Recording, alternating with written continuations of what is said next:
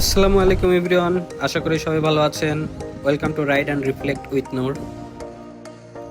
বৃষ্টি আর আবহাওয়া খারাপ দেখে আমরা ট্যুরে প্ল্যান করে ফেললাম আমরা কক্সবাজার যাব। আবহাওয়া খারাপ থাকার কারণে আমাদের ফ্লাইটটা একটু ডিলে হয়, তারপরও আমরা 1 ঘন্টা 45 মিনিটের মধ্যে পৌঁছে যাই কক্সবাজার এয়ারপোর্টে। পৌঁছানোর পরে আমরা অবাক হয়ে যাই, কারণ বৃষ্টি হচ্ছিল, তো কক্সবাজারের ওয়েদারটা ছিল আসলেই অন্যরকম। তারপরে আমাদের থাকার জন্য আমরা দি হোটেল সি প্রিন্সেসে রুম বুক করে ফেলি। আমাদের লাগেজ ও ব্যাগ রুমে রাখা মাত্রই আমরা বের হয়ে যাই এই ওয়েদারটা উপভোগ করার জন্য। বের হয়ে দেখি কয়েকটি কুকুর খুব সুন্দরভাবে ঘোরাঘুরি করছে এই ওয়েদারে, তো আমিও তাদের ফুটেজ নিয়ে নিলাম। এর মাঝখানে একটি কুকুর এত সুন্দর করে পোজ দিয়ে বসেছিল, দেখে মনে হচ্ছিল আমার জন্যই মনে হয় অপেক্ষায় আছে। গত 2-3 দিন যাবৎ সাগরে নিম্নচাপ থাকার কারণে ঢেউ খুব বেশি হচ্ছিল এবং ঢেউয়ের আকারগুলোও তুলনামূলক বড় ছিল। আরে ডগেশ ভাই, এদিকে আসেন।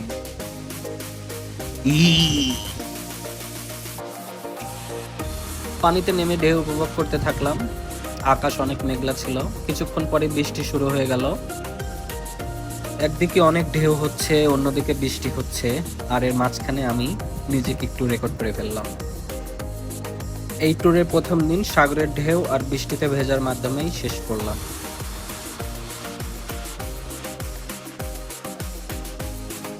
আমরা এই মুহূর্তে হোটেল সি প্রিন্সেসে আছি। আমরা কিছুক্ষণের মধ্যে মেরিন ড্রাইভের উদ্দেশ্যে বের হয়ে যাবে আজকে আমাদের বাইক ট্যুর। আমরা এখন আছি সুগন্ধা পয়েন্টে। অটোতে ওঠার আগে আমরা কিছু ডাব খেয়ে নিচ্ছি। আজকে ট্যুরের দ্বিতীয় দিন এই ছোট্ট মামার অটোতে করে আমরা মেরিন ড্রাইভে যাচ্ছি। হাঙ্গরের মতো দেখতে ডলফিন মোড়ে চলে আসলাম। বেলির মোড় জো বাইকের সামনে থেকে আমরা দুটি স্কুটি ও একটি বাইক নিলাম। রেন্ট প্রতি ঘন্টায় 200 টাকা এবং নিজের টাকাতে তেল ভরে নিতে হয়েছে। আর অবশ্যই বাইক নেওয়ার আগে আপনারা ভিডিও করে রাখবেন, যেন পরবর্তীতে কোনো ধরনের কোনো ঝামেলা না হয় অথবা ক্লেম করতে না পারে যে আপনি বাইকের কোনো ক্ষতি করেছেন। অপরিচিত এক ভাইয়ের বাইকের স্ট্যান্ড তোলা ছিল না, সতর্ক করে দিলাম।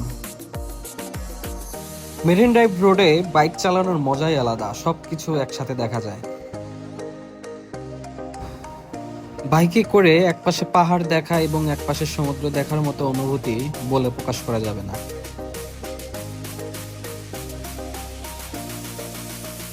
আমরা প্যারাসেলিং পয়েন্টের কাছাকাছি এসে নামলাম। এখানে বিচে সাধারণত তেমন মানুষ দেখা যায় না, পুরাটাই ফাঁকা থাকে এবং মনোমুগ্ধকর, কারণ দূর থেকে পাহাড়গুলো দেখতে অনেক সুন্দর লাগে। পরবর্তী গন্তব্য হিমছড়ি। রেস্ট নেওয়ার জন্য আমরা এখানে থামলাম, সাথে যদি কিছু খাওয়া যায় তাহলে মন্দ হয় না।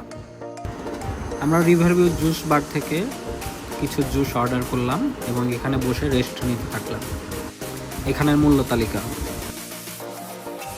জায়গাটা কিন্তু খারাপ না, নিরিবিলি, আশেপাশে কেউ নেই, সুন্দর।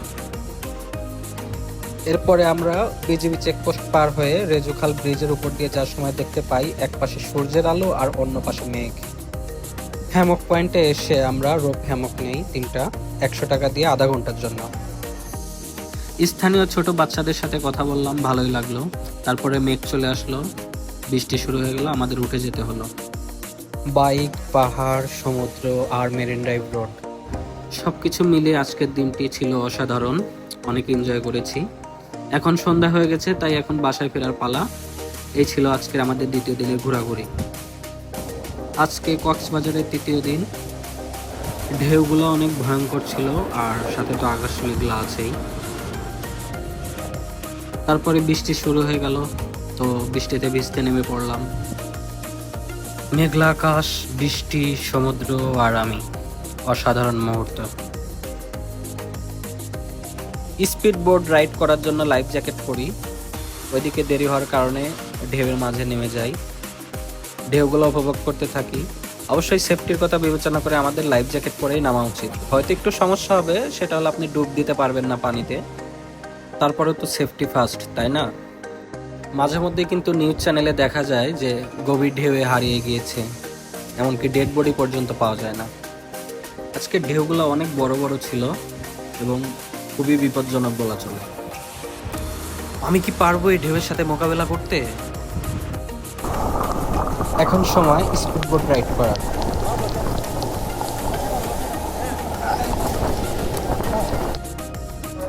প্রায় আধা ঘন্টার জন্য রেন্টে নেই। উদ্দেশ্য ছিল সমুদ্রের বড় ঢেউয়ের কাছে যাওয়া।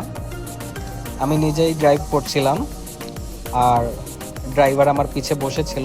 আমার মনে হচ্ছিল আজকে আমি প্রথম ড্রাইভার হিসেবে অনেক ভালো ড্রাইভ করতে পারতেছি।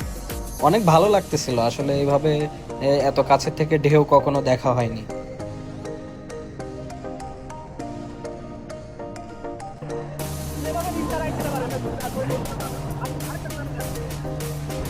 যাদের হার্ট দুর্বল তারা কিন্তু এভাবে ড্রাইভ করবেন না, কারণ খুবই ভয়ঙ্কর ছিল।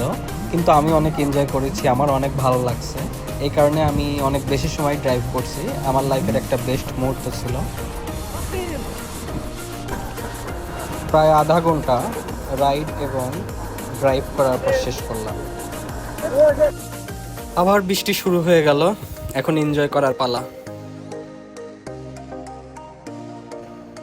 এখন অনেকগুলো ঢেউয়ের ফুটেজ দেখাবো, যে ঢেউয়ে এনজয় করেছি অনেক।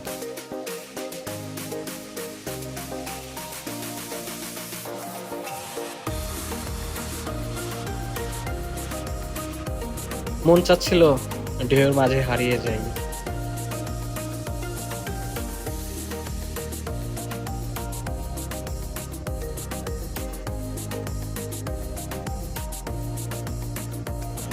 বিদ্যুৎ চমকানো দেখার মাধ্যমে তৃতীয় দিন শেষ করলাম। আগামীকালকে আমাদের আবার ঢাকা ফিরে যেতে হবে। চতুর্থ দিনের সকাল, আমরা কিছুক্ষণের মধ্যে চেক আউট করব। আমরা এয়ার টিকিট করি বিকাল 6টার দিকে, কিন্তু আমরা চেক আউট করি অলমোস্ট 2টার দিকে। তো 2-3 ঘন্টা আমরা কি করব ভেবে পাচ্ছিলাম না। তো পরবর্তীতে 250 টাকা দিয়ে চলে আসলাম রেডিয়ান্ট ফিশ ওয়ার্ল্ডে। এখানে এসে আমরা অনেক কিছু দেখলাম, অনেক ধরনের প্রজাতির মাছ দেখলাম। পাশাপাশি এই যে দেখতে পাচ্ছেন হাঙ্গর, সাথে জেলিফিশ। সম্পূর্ণ ভিডিও দেখার জন্য ধন্যবাদ।